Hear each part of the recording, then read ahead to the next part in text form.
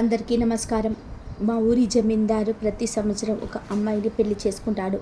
అమ్మాయికి ఎంతో ధనాన్ని, బంగారాన్ని ఇచ్చి సంతోషంగా వాళ్ళ ఇంటికి పంపిస్తాడు. అమ్మాయిలు కూడా ఎంతో సంతోషంగా పెళ్లి చేసుకుంటారు. మరియు మరుసటి రోజు విడాకులు తీసుకొని అతని నుంచి డబ్బులు, బంగారాన్ని తీసుకొని వాళ్ళ ఇంటికి వెళ్ళిపోతూ ఉంటారు. ఈ మాట విని నేను చాలా ఆశ్చర్యపోయాను. అతను ఎందుకు ఇలా చేస్తుంటాడో అని ఆలోచించాను. ఒకరోజు జమీందార్ నా దగ్గరికి వచ్చి, నేను నిన్ను పెళ్లి చేసుకుంటాను అని అన్నాడు. మా కుటుంబం చాలా పేద కుటుంబం. అతడు ఇచ్చే డబ్బు, బంగారానికి ఆశపడి మా తల్లిదండ్రులు నన్ను అతడికిచ్చి పెళ్లి చేశాడు. పెళ్ళి అయిన మొదటి రోజు తను నన్ను హాస్పిటల్కి తీసుకెళ్ళాడు.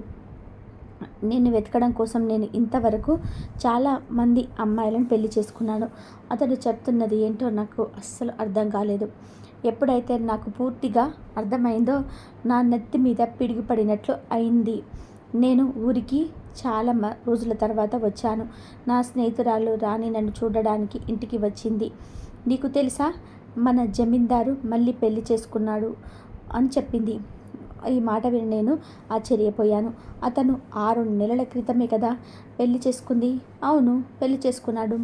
ఆ మరుసటి రోజు ఆమెకు విడాకులు ఇచ్చేశాడు. ఇప్పుడు మళ్ళీ ఇంకొక పెళ్లి చేసుకుంటున్నాడు అని చెప్పింది. అమ్మాయి ఎలా ఒప్పుకుంది రెండో పెళ్లివాడిని అని అనగాడు. నా స్నేహితురాలు గట్టిగా నవ్వుతూ, వస్తే పిచ్చిదానా, నీకు అసలు విషయం తెలియదా? మన జమీందారు ప్రతి సంవత్సరం ఎవరో ఒక అమ్మాయిని పెళ్లి చేసుకుంటాడు. మరియు మరుసటి రోజు ఆ అమ్మాయికి విడాకులు ఇచ్చేస్తాడు. చెప్పొచ్చేది ఏమిటంటే ఆమెకు బోలెడంత డబ్బు, బంగారం, నగలు ఇచ్చి వాళ్ళ ఇంటికి సాగనంపుతాడు. అంత డబ్బు ఇచ్చేటప్పుడు ఎవరైనా పిచ్చి వాళ్ళు అతన్ని పెళ్లి చేసుకోకుండా ఉంటారా అని ఆశ్చర్యంగా, నువ్వు జాగ్రత్తగా ఉండు అని ఆ జమీందారు కంటపడకు అని చెప్పింది.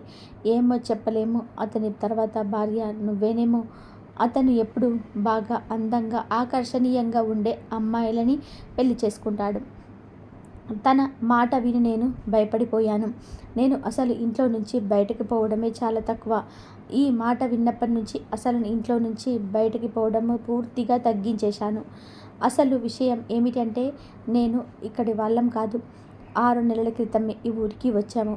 ఈ ఊరిలో అలవాట్లు, కట్టుబాట్లు మరియు ఈ జమీందారు గురించి నాకు అస్సలు తెలియదు. నేను అతని ముందు పెళ్లి చూశాను, కానీ ఎప్పుడైతే రాణి ఇంకొక పెళ్లి గురించి చెప్పిందో ఆశ్చర్యపోయాను. నేను జమీందారు ఎంతటి దుర్మార్గుడో, అమ్మాయిని పెళ్లి చేసుకొని మరుసటి రోజు పంపించేస్తాడా? రాణి సాయంతో మళ్ళీ మా ఇంటికి వచ్చింది. పద వెళ్ళి ఆ జమీందారు పెళ్లి చూద్దాం అనగానే నేను మా అమ్మ నుండి అనుమతి తీసుకొని పెళ్లికి వెళ్ళాను. అమ్మ కూడా జమీందారు గురించి పూర్తిగా తెలియదేమో, అందుకే నన్ను వెళ్ళడానికి అనుమతి ఇచ్చింది. అక్కడ జరిగే ఏర్పాట్లను నేను కళ్ళు అప్పగించి చూస్తూ ఉన్నాను. ఇంతలో రాణి, చూడు ఎంత హంగామాగా పెళ్లి జరుగుతుందో. రేపు ఉదయాన్నే ఆ అమ్మాయి ఎంతో డబ్బులతో, బంగారు నగలతో వాళ్ళ ఇంటికి వెళ్ళిపోతుంది అని చెప్పింది. చాలా దుర్మార్గం చేస్తున్నాడు అన్నాను. అలాంటిది ఏమీ లేదు. ఏ అమ్మాయి మీద కూడా బలవంతం అనేది ఉండదు. అమ్మాయిలు ఎంతో సంతోషంగా పెళ్లి చేసుకుంటారు. జమీందారు ఎందుకింత మూర్ఖంగా ప్రవర్తిస్తున్నాడు? ఇందులో ఏదో రహస్యం ఉంది. అతని పెళ్లి మీద పెళ్లి చేసుకుంటున్నాడు, మరి వెంటనే విడాకులు చేస్తున్నాడు. పెళ్లి నుంచి నేను ఇంటికి వచ్చి రాత్రంతా ఇదే ఆలోచిస్తున్నాను. దేవుడి లీలలు చాలా విచిత్రంగా ఉంటాయి. ఒకవైపు జమీందారు పెళ్లి కోసం లక్షలు వెచ్చించి పెళ్లి చేసుకుంటున్నాడు. నాలాంటి పేదవాళ్లకు రోజులు గడవడమే కష్టంగా ఉంటుంది. నా పేరు రమ్య. మేము 3 అక్కా చెల్లెలం. మాకు అన్నదమ్ములు ఎవరూ లేరు. నేను చిన్నప్పటి నుండి చాలా కష్టాలను పెరిగాను. మా నాన్న పట్నంలో చిన్న ఉద్యోగం చేస్తారు. అప్పుడప్పుడు తిరణాలు జరిగినప్పుడు షాపులు పెట్టుకుంటాడు. నాన్నగారు అనారోగ్య పాలైనారు. దానికోసం చాలా ఖర్చయింది. బయట చాలా అప్పులు చేయాల్సి వచ్చింది. మా ఇంట్లో దరిద్రం ఎంతగా తాండవించిందంటే ప్రతి మెతుకు కూడా జాగ్రత్తగా లెక్క చూసుకోవాల్సి వచ్చింది. కష్టకాలంలో నన్ను సంధాయించుకునేదాన్ని, కానీ మా 2 చెల్లెళ్ళు దాక్కొని ఏడ్చేవాళ్ళు. వాళ్ళు ఏడ్చుకుంటూ, నన్ను ఇక్కడ పుట్టకపోయింటే బాగుండేది, ఒకవేళ పుట్టినా వెంటనే చనిపోయినా ఉండాల్సి ఉండేది, చనిపోయి ఉంటే ఈరోజు ఇలా ఆకలితో అలమటించే వాళ్ళం కాదు. వాళ్ళ మాటలు విని నాకు చాలా బాధ అనిపించింది. నా బాల్యం ఎలాగో గడిచిపోయింది, కానీ నా చెల్లెళ్ళు భరించలేకపోతున్నారు. నేను ఇంట్లో పెద్దదాన్ని. నా బాధ ఏదైనా నాలోనే దాచుకునేదాన్ని, బయటికి చెప్పుకునేదాన్ని కాదు. ఆ రోజు మా చెల్లెలు ఏడవడం చూసి నా మనసులో చాలా బాధపడినా. నేను మా అమ్మకు బయటికి వస్తానని చెప్పి ఆమె అనుమతితో బయలుదేరాను. అమ్మకేం తెలుసు నా మనసులో ఎంత సంఘర్షణ ఉందో. నేను అలా పొలాల వైపు వెళ్ళాను. అక్కడ పచ్చని పొలాల్లో అక్కడ వాతావరణం చూసి నా బాధను కొంత మర్చిపోగలిగాను. నేను అక్కడ తిరుగుతూ ఉండగా నాకు కొంత దూరంలో ఒక వ్యక్తి కనిపించాడు. అతడు కనపడగానే నా కాళ్ళ కింద భూమి లాగేసినట్టు అయింది. నాకు భయంతో నోట్లో నుంచి మాట రావటం లేదు. అతను ఎవరో కాదు, జమీందారు. నాకు రాణి చెప్పిన మాటలు గుర్తుకు వచ్చాయి. నేను వెంటనే పరిగెత్తుకుంటూ ఇంటికి వచ్చేశాను. ఇంటికి వచ్చిన నా గుండె టెన్షన్తో చాలా వేగంగా కొట్టుకుంటుంది. కొంతసేపటికి రాణి మా ఇంటికి వచ్చింది. రాణి చెప్పింది, "నువ్వు జమీందార్ పొలం వైపు వెళ్ళావా?" "అవును, వెళ్ళాను." "అయ్యో, ఎంత పని అయిపోయింది. ఆ జమీందార్ నిన్ను చూసేశాడు. ఇక నిన్ను ఎవరు కాపాడలేరు" అంది. ఈ మాటలతో నాకు వణుకు పుట్టేసింది. ఒళ్ళంతా వేడిగా అయిపోయింది. నేను మంచం మీద తల పట్టుకొని అలా కూర్చుండిపోయాను. ఇంతలో అమ్మ నన్ను అన్నం వండమని చెప్పింది. ఎంతసేపటికి నేను బయటికి రాకపోవడంతో అమ్మ గదిలోకి వచ్చి నాకు తల మీద చేయి పెట్టి చూసింది. నా ఒళ్ళు కాలిపోతూ ఉండడంతో వెంటనే అక్కడ దగ్గరలో ఉన్న డాక్టర్ని పిలుచుకుని వచ్చింది. ఆయన నన్ను చెకప్ చేసి ఏదో దిగుల్లో బాధతో ఉండి, తను ఏదో చూసి భయపడినట్టుంది. దీనివల్ల తలలో నరాలు పాడైపోవచ్చు. ఆమెను జాగ్రత్తగా చూసుకోండి అని చెప్పి డాక్టర్ వెళ్ళిపోయాడు. అమ్మ లోపలికి కోపంగా వచ్చి, "నీకేం దిగులుంది? ఎందుకు చచ్చే పరిస్థితికి వచ్చావు?" నేను ధైర్యం చేసి అమ్మకు నిజం చెప్పేశాను. ఊరి జమీందారు నన్ను చూశాడు. అతను ప్రతి సంవత్సరం ఒక కొత్త అమ్మాయిని పెళ్లి చేసుకొని మరుసటి రోజు ఆ అమ్మాయికి విడాకులు ఇచ్చేస్తాడు. అమ్మకి నాకు నా మాటలు అర్థం కాలేదు. "నువ్వెందుకు ఇంత దిగులుగా ఉన్నావు? నువ్వేం దొంగతనం చేశావని ఇంతగా భయపడుతున్నావు?"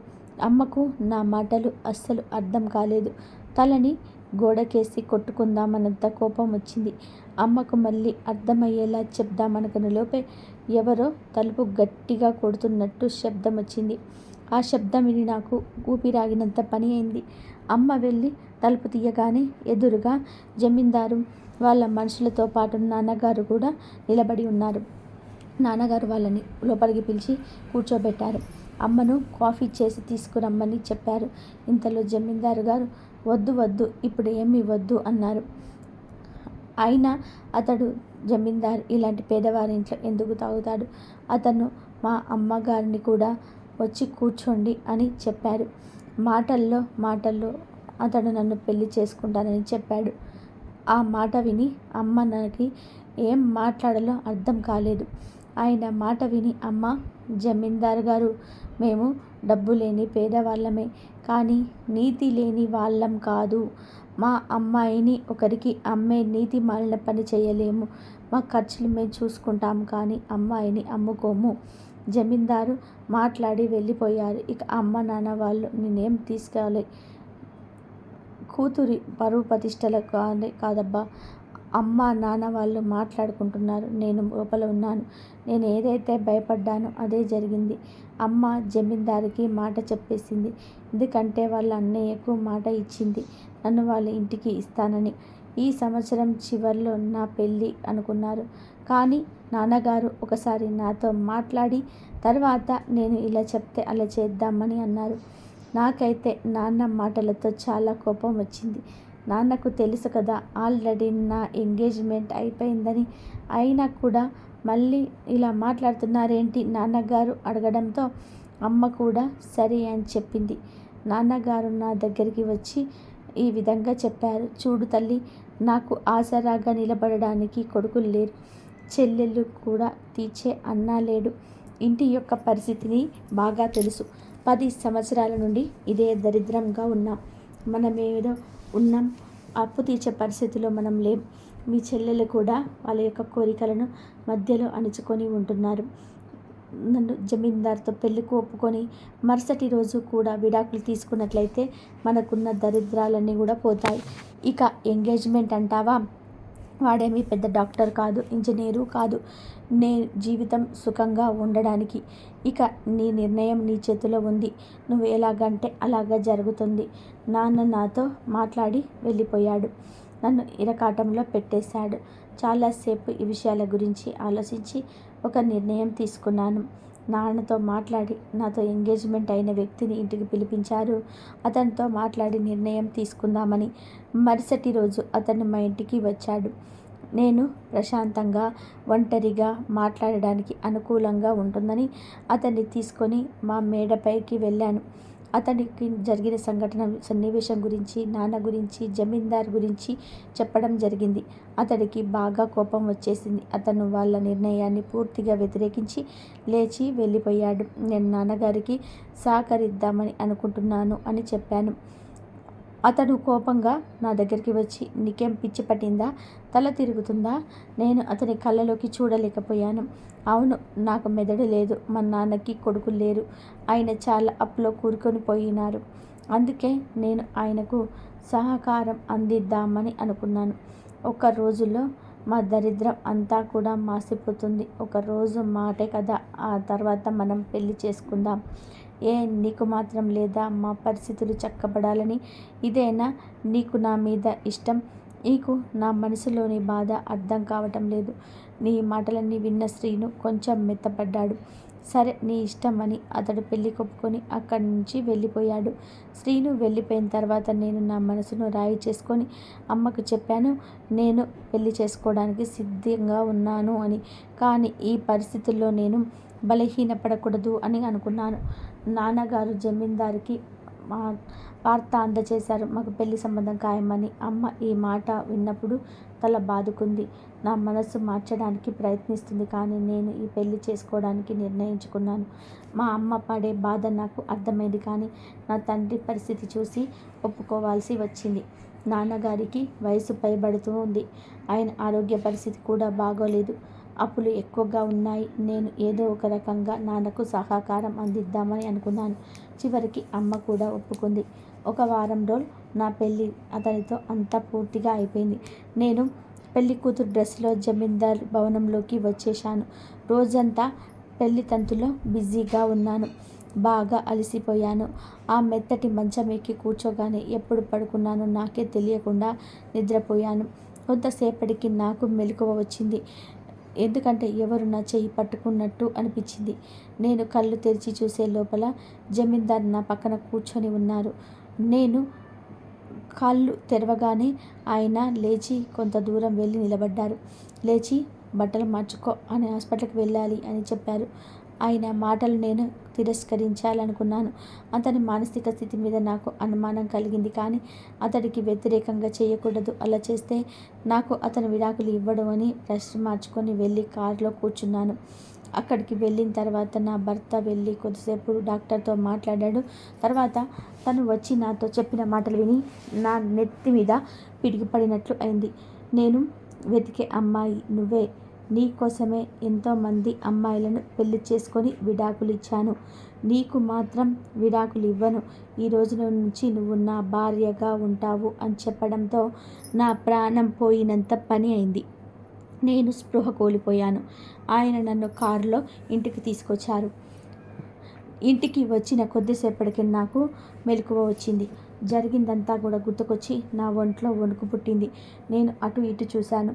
ఆయన ఎక్కడ కనపడలేదు, కానీ పని వాళ్ళు నా చుట్టూ ఉన్నారు. వాళ్ళు నాతో చెప్పారు, మీ కుటుంబ సభ్యులు మీకోసం వచ్చారు. జమీందారు గారు వారిని, మీరు మీ అమ్మాయిని కలవడానికి ఎప్పుడైనా ఇక్కడికి రావచ్చు, వెళ్ళొచ్చు. మాకేం అభ్యంతరం లేదు. నేను తనకి విడాకులు ఇవ్వదలుచుకోలేదు. అంతేకాకుండా మీ కుటుంబ సభ్యులకు డబ్బుతో నిండి ఉన్న ఒక పెద్ద బ్యాగు మరియు ఉండడానికి ఇల్లు ఇచ్చి పంపించారు. ఇది విని నాకు చాలా ఏడుపు వచ్చేసింది. నా కుటుంబ సభ్యులు దారుణమైన పరిస్థితుల్లో వదిలేశారు. నా దృష్టిలో నేను పాతాళానికి పడిపోయినట్లు ఉంది. ఇప్పుడు ఆ జమీందార్ని నేను ఏ ముఖం పెట్టుకొని అడగగలను? నా కుటుంబ సభ్యులు నన్ను ఈ పరిస్థితుల్లో వదిలేసినప్పుడు నేను అందరికంటే ఎక్కువగా శ్రీని గురించి ఆలోచిస్తున్నాను. అతడికి అసలు విషయం తెలిస్తే, నేను విడాకులు తీసుకోకపోతే అతడు నన్ను మోసం చేశాను అనుకుంటాడు. నేను ఇక్కడ హంగు ఆర్భాటాలు చూసి విడాకులు తీసుకోవడానికి నిరాకరించాను అని అనుకుంటాడు. ఇదంతా కూడా ఆలోచిస్తూ ఉంటే నాకు పిచ్చి ఎక్కుతుంది. నాకు ఏమీ అర్థం కావటం లేదు. నేను నా సమ్మతితోటే ఉరితాడును మెడకు బిగించుకున్నట్లయితే దీన్ని నేను ఎలా విడిపించుకోవాలి? నాకు గట్టిగా అరవాలనిపించింది. ఈలోగా నా భర్త గదిలోకి వచ్చాడు. అతడిని చూడగానే నా రక్తం మరిగిపోయింది. ఒకరోజు చెప్పి పెళ్లి చేసుకున్నాడు, కానీ ఇప్పుడు ఆ మాట కట్టుబడలేదు. అతనితో నీరు సంజాయిషి ఇచ్చేంత వరకు నేను మిమ్మల్ని క్షమించను. మీరు ప్రతి సంవత్సరం ఒక కొత్త అమ్మాయిని పెళ్లి చేసుకొని వాళ్ళు మరియు మరుసటి రోజు విడాకులు ఇచ్చి పంపించేసేవాళ్ళు. కానీ నాకెందుకు ఇప్పుడు విడాకులు ఇవ్వటం లేదు? దానికి జమీందారు గారు, నేను నిన్ను పెళ్లి చేసుకున్నాను. నేను నీ భర్తను. నా పూర్తి జీవితం నీతోనే అనుకుంటున్నాను. ఈరోజు కాకపోతే రేపు నువ్వు అడిగిన దానికి సమాధానం చెప్తాను. ఈ మాటలు విని నాకు చాలా కోపం వచ్చింది. నా కోపాన్ని ఆపుకుంటూ, నువ్వు నాకు నిజం చెప్పాలి అని చెప్పినప్పుడే నేను నీతో ఉంటాను, లేకపోతే ఆత్మహత్య చేసుకుంటాను. ఈ మాటలు విని జమీందార్కి కోపం వచ్చింది. అతనికి వచ్చిన కోపాన్ని ఆపుకొని, రహస్యాన్ని అయితే నేను నీకు చెప్పే తీరుతాను, కానీ నువ్వు ఆత్మహత్య చేసుకునే ప్రయత్నం చేసుకున్నా మీ కుటుంబ సభ్యులు ఎవరో బ్రతకరు. ఈ మాట విని ఎవరు నా ప్రాణాన్ని గుప్పెట్లో బంధించారు అనిపించింది. నేను ఒక విషయం మర్చిపోయాను. అతను మామూలు వ్యక్తి కాదు, ఒక పెద్ద జమీందార్. ఇతడిని ఏ కోర్టు కానీ ఏ పోలీసు వాళ్ళు కానీ ఏమీ చేయలేరు. నేను నిశ్శబ్దంగా ఉన్నాను. అతడి గురించి సమాచారం మొత్తం సేకరించి రెడ్ హ్యాండెడ్గా పట్టుకోవాలి అనుకున్నాను. ఆయన తర్వాత ఎప్పుడు నన్ను డిస్టర్బ్ చేయాలని అనుకోలేదు. ఏ వ్యక్తి అయినా ఒకరి మోసం చేసి సంతోషంగా ఎలా ఉండగలుగుతున్నాడు అని అనిపించింది. పెళ్ళై 1 వారం గడిచింది. అతను ఏదో విధంగా నాకు విడాకులు ఇవ్వాలని అనుకున్నాను, కానీ అది జరగలేదు. అతను నా కోసం వెతికాను అన్నాడు, కానీ నాకు అతని గురించి ఏమీ తెలియదు. ఇంతకు ముందు కూడా పరిచయం లేదు. నేను ఆయన చేసే పనుల మీద నిఘా పెట్టాను. ఆయన ఎవరితోనూ ఫోన్లో మాట్లాడినప్పుడు నేను గమనించేదాన్ని. రోజులు గడుస్తున్నాయి. నాకు అతని రహస్యం తెలియటం లేదు. జీవితం ఇలాగే గడిచిపోతుంది ఏమో అని భయం వేసింది, కానీ నేను నా ధైర్యాన్ని వదులుకోకూడదని జమీందారు అసలు విషయం తెలుసుకొని అతని బండారం బయట పెట్టాలి అనుకున్నాడు. చివరికి ఆ రోజు వచ్చేసింది. ఒకరోజు రాత్రి 12 గంటలకు అతనికి ఫోన్ వచ్చింది. ఆయన లేచి గదిలో నుండి బయటకు వెళ్దాం అనుకున్నారు, కానీ నేను పడుకొని ఉండడం చూసి అక్కడే కూర్చొని మాట్లాడుతున్నాడు. ఆయన ఒక్క మాట నాతో చెవిలో పడింది. ఎలాగైనా తనని అడ్డు తొలగించేసేయండి. రోజు వాళ్ళ మాటలు నేను పడలేకపోతున్నాను. ఇది విన్న తర్వాత నాకు ఒక ఆలోచన వచ్చింది. ఇది ఎవరో అమ్మాయి విషయం మాట్లాడుతున్నారు అనుకొని ఎలాగైనా ఆ అమ్మాయిని కాపాడాలి అనుకున్నాను. మరుసటి రోజు మా ఆయన బయటకు వెళ్ళినప్పుడు నేను కూడా అతని వెనకాలే బయటకు వెళ్ళిపోయాను. పని వాళ్ళందరినీ నేను నా వైపు తిప్పుకున్నాను. ఏ చింత లేకుండా నేను నా పని చేసుకోవచ్చు. నా మనసులో వద్దనుకుంటున్నా నేను దాని మాట వినలేదు. ఎలాగైనా ఆయన రహస్యం కనుక్కోవాలి అనుకున్నాను. ఆయన ఒక ఇంట్లోకి వెళ్ళడం చూశాను. నేను అక్కడి నుంచి తిరిగి వచ్చేశాను. ఆ మెదడులో ఏదో ఆలోచనలు వస్తున్నాయి. నేను ఆలోచనలో ఉండగానే నా భర్త తిరిగి ఇంటికి వచ్చాడు. అలా ఫోన్లో మాట్లాడుతూ ఉన్నావు. అయితే ఆయనకు తెలియకుండా మాటలు విందామని వెళ్ళాను. ఆయన ఫోన్లో, నువ్వు మళ్ళీ రేపు అదే ప్లేస్కి రా, నీ పని అయిపోతుంది అన్నారు. ఇది విని నేను మనసులో ఆనందపడుతున్నాను. నిజం తెలియబోతుంది అని అనుకుంటున్నాను, కానీ నా భర్త నన్ను చూసేశాడు. నేను వెంటనే గదిలోకి వెళ్ళిపోయి కూర్చున్నాను. నా మనసులో చాలా సంతోషంగా ఉంది, ఎందుకంటే రేపటి రోజు నా జీవితంలో మార్పు తీసుకొని రాబోతుందని. నేను కూడా ఆయన వెనకాలే వెళ్ళాను. దారి మధ్యలో కలిశాడు. నాకు టెన్షన్ ఎక్కువైపోతుంది. ఆయనకు నా మీద అనుమానం వచ్చి ఈ విధంగా నన్ను దారి మళ్లించడానికి తిరుగుతున్నారేమో అని అనుకున్నాను. నన్ను నేను సంధాయించుకున్నాను. ఒకవేళ అతడికి నిజం తెలిసినా నన్ను ఇంట్లో నుంచి బయటకు పంపించడానికి ఒక అనుమతి లేకుండా పంపగలడు అని వెనకాల తిరుగుతున్నాను. చివరికి ఆయన నేను వెళ్ళిన ఇంట్లోకి వెళ్ళారు. నేను ఆయనని అనుసరించి ఆ ఇంటి వెనకాల నుంచి లోపల ఏం జరుగుతుందో చూద్దామని చూశాను. ఆయన అంతకుముందు కలిసిన వ్యక్తులతో పాటు నాతో ఎంగేజ్మెంట్ అయిన వ్యక్తి శ్రీనుడు కూడా అక్కడ చూసి నాకు ఆశ్చర్యం వేసింది. నేను సైలెంట్గా అక్కడి నుంచి ఇంటికి తిరిగి వచ్చేశాను. నేను విషయం సామాన్యమైనది ఏమో అనుకున్నాను, కానీ ఇది చాలా పెద్ద విషయం.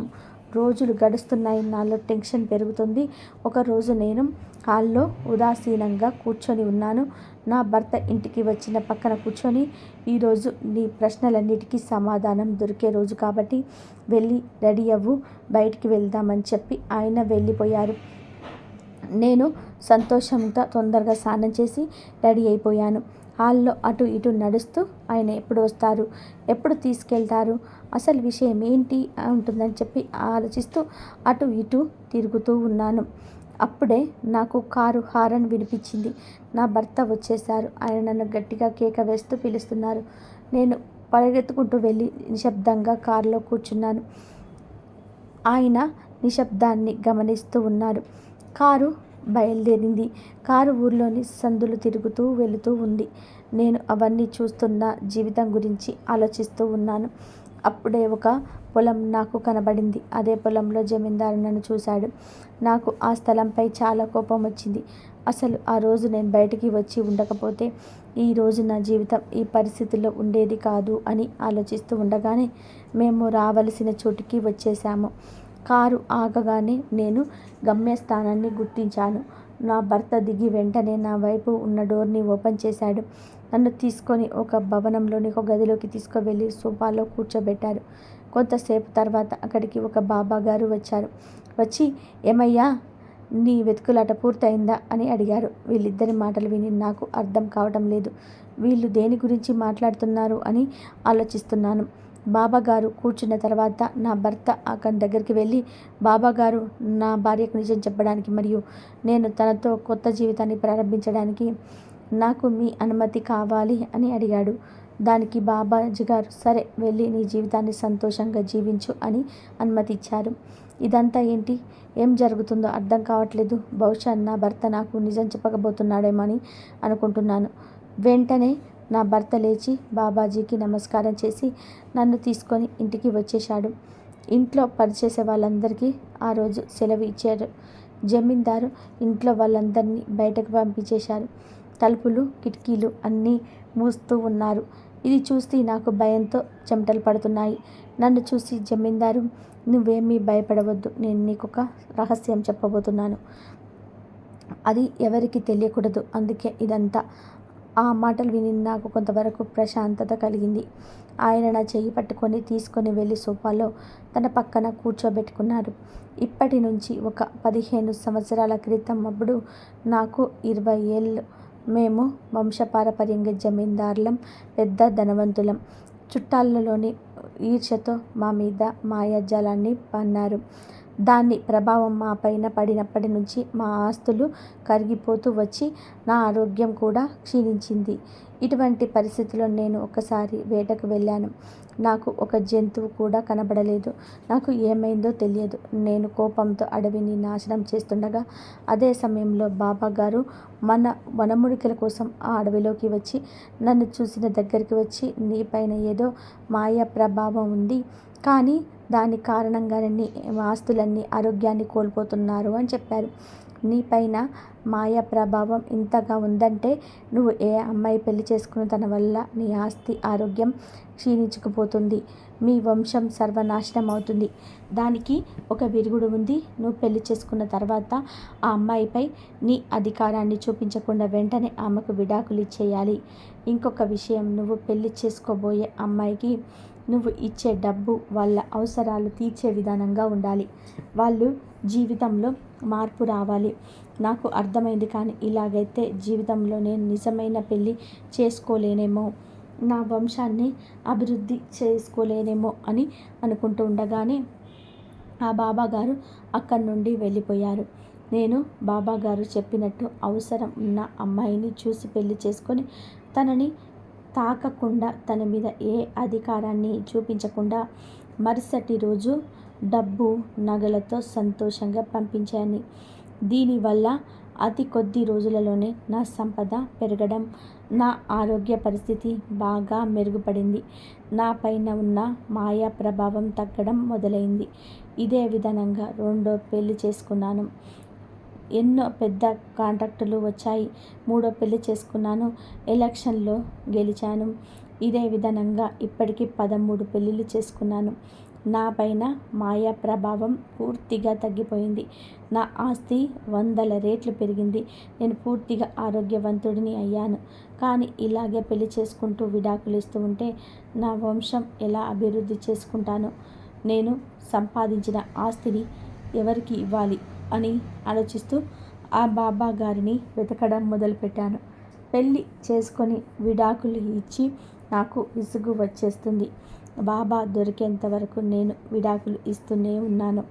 చివరికి ఒకరోజు బాబాను చూశాను. సంతోషంగా ఆయన ఉన్న చోటికి చేరాను.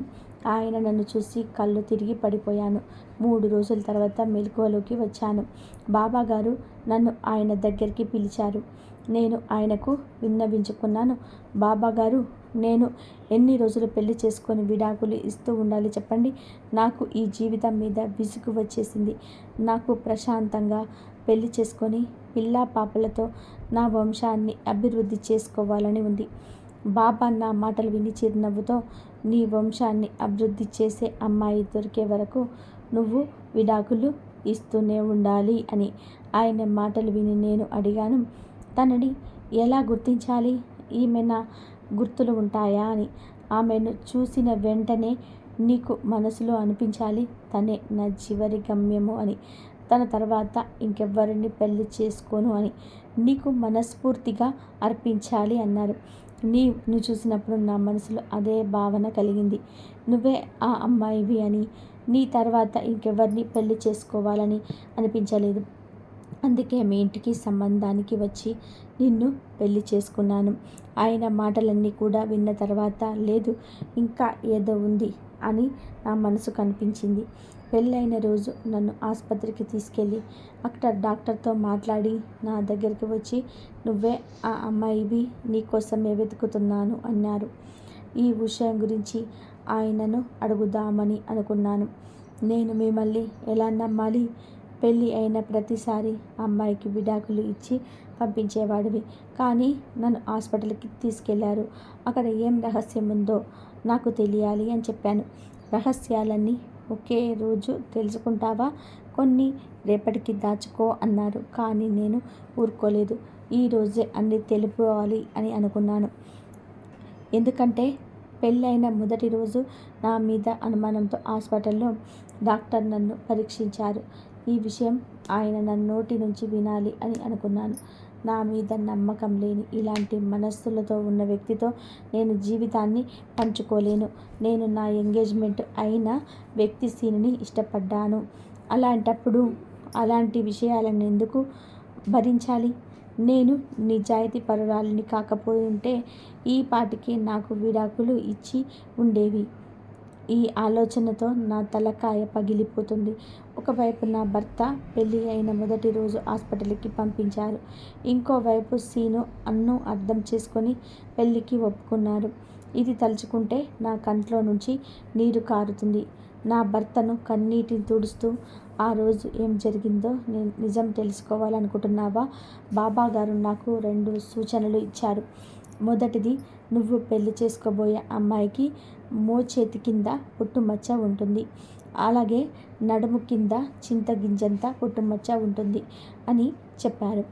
నీలో అవి గుర్తించడం ఏంటని ఆశ్చర్యపోయాను.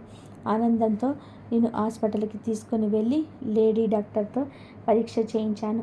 ఆ డాక్టర్ పరీక్ష చేసి నాకు నిజం చెప్పగానే ఇది కళ నిజమా అని ఆశ్చర్యపోయాను. నేను చాలా సంతోషించాను. నా జీవిత భాగస్వామి నువ్వే అని గుర్తించాను. నేను ఇంతవరకు పెళ్లి చేసుకొని విడాకులు ఇచ్చిన అమ్మాయిలు ఎవ్వరు కూడా మంచి వాళ్ళే కాదు. వాళ్ళ మోచేతి దగ్గర పుట్టుమచ్చ ఉందా లేదా అని చూసి వాళ్లకు విడాకులు ఇచ్చేవాడిని. తను చెప్పిన విషయాన్ని దీర్ఘంగా వింటూ ఆయనని చూస్తూ ఉన్నాను. నువ్వు అసలు విషయం గుర్తించలేదు. అదేంటంటే, నువ్వు నన్ను వెంబడించేటప్పుడు నేను నిన్ను గుర్తించాను. నువ్వు ఆ రోజు ఇంకొంచెం సేపు ఆ గదిలో ఉండి ఉంటే నీ కళ్ళతో చూస్తే నీకు పూర్తి నిజం తెలిసిపోయి ఉండేది. అవేమీ చూడకుండానే నువ్వు అక్కడి నుంచి వెళ్ళిపోయావు. నిన్ను పెళ్లి చేసుకోబోయే వ్యక్తి శ్రీను నా దగ్గరికి వచ్చి, నువ్వు నాకు డబ్బులు ఇవ్వకపోతే నేను రమ్యను వదలను అన్నాడు. నువ్వు ఎవరినైతే ప్రేమిస్తున్నావో అతని ప్రేమకు వెలకట్టాడు. ఇప్పుడు ఆ డబ్బు తీసుకొని ఇంకో ప్రేమను వెతుక్కుంటూ వెళ్ళాడు. ఒకవేళ అతడికి నేను డబ్బులు ఇవ్వకపోతే అతడు నిన్ను ఎప్పుడూ వేధిస్తూనే ఉండేవాడు. నేను తలుచుకుంటే అతడిని ఏమైనా చేయగలను, కానీ అతడు వాళ్ళ తల్లిదండ్రులకి ఒక్కడే కొడుకు. ఇదంతా విని నా కళ్ళు తెరుచుకున్నాయి. నా అదృష్టానికి నేను ఎంతో సంతోషించాను. నా జీవితంలో చివరికి శ్రీను లాంటి వ్యక్తి దూరమై మంచి వ్యక్తి అయిన జమీందారు గారు రావడం నాకు సంతోషాన్ని ఇస్తుంది. ఇప్పుడు జమీందారు గారు నాకు ప్రపంచంలో ఉన్న వాళ్ళందరిలో కూడా చాలా గొప్పగా కనిపిస్తున్నారు. ఈయన వల్లే మా కుటుంబం ఎంతో సుఖ సంతోషాలతో ఉంటుంది. ఈయన తన జీవితం పంచుకోవడం కోసం నిజంగా నా అదృష్టం. జమీందారు గారు మా చెల్లెల పెళ్ళిళ్ళు కూడా చేశారు.